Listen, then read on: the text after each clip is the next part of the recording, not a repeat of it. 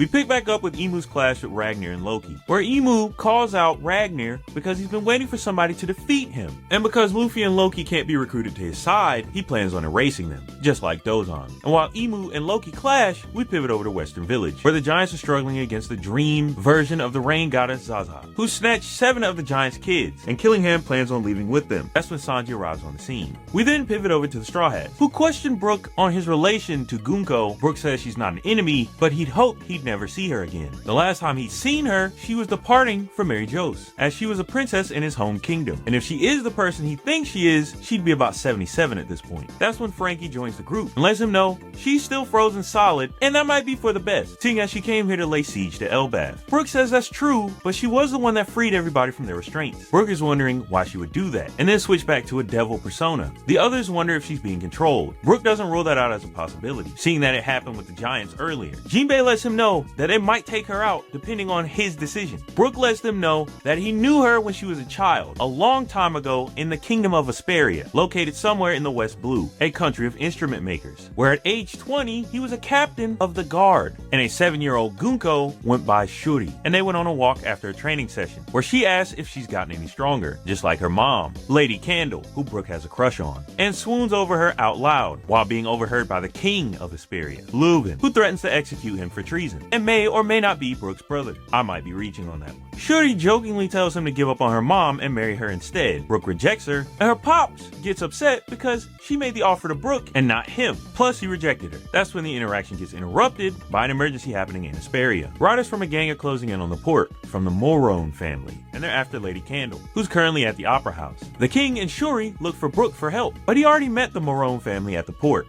We then cut to the commotion at the Opera House. Brook assures Shuri and the king that Lady Candle is okay. He says she's strong, and he's already slashed the Morons, who we see drop like flies due to Brook's delayed attack, and it turns out him and the Queen of Asperia were the 2 most clouded people in the kingdom at that time.